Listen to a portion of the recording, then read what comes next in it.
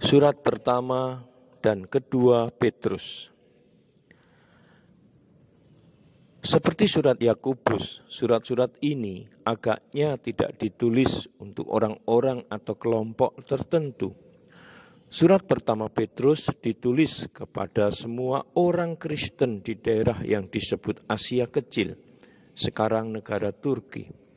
Pada tahun-tahun permulaan jemaat perdana, ada banyak orang Kristen di belahan dunia ini. Kitab ini mungkin ditulis oleh Santo Petrus, tetapi lebih mungkin oleh salah seorang muridnya.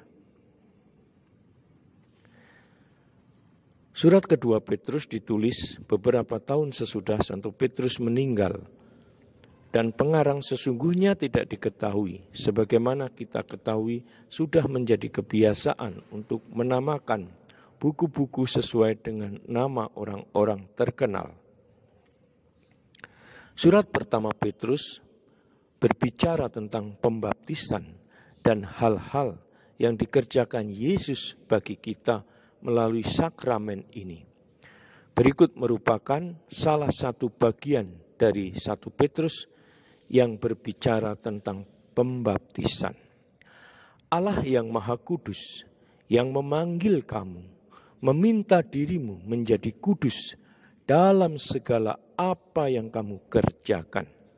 Itulah sebabnya tertulis, kamu harus menjadi kudus karena aku adalah kudus.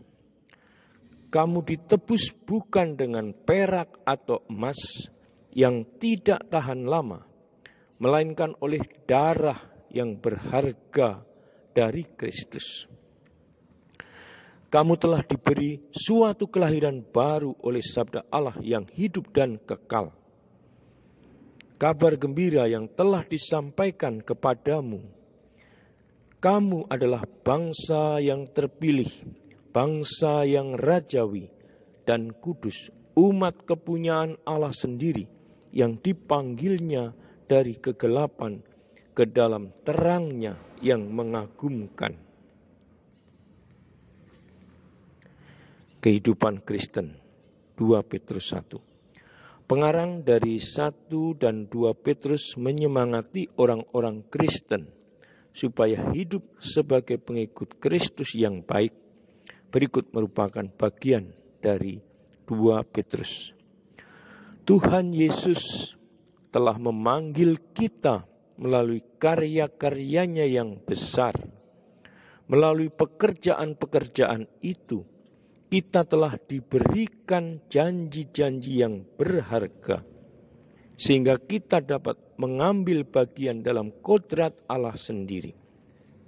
Karena itu, hendaklah kamu bekerja keras untuk menambahkan keutamaan pada imanmu, pengetahuan pada keutamaanmu, pengendalian diri pada pengetahuanmu, kesabaran pada pengendalian dirimu, kebaikan pada kesabaranmu, dan kasih pada kebaikanmu. Saudara-saudariku, demikian penjelasan Heffernan atas surat pertama dan kedua Petrus.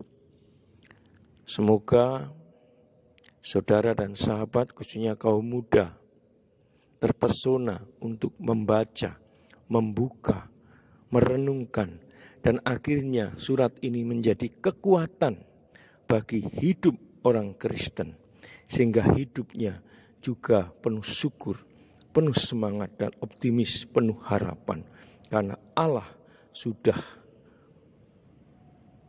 hidup di dalam dirinya.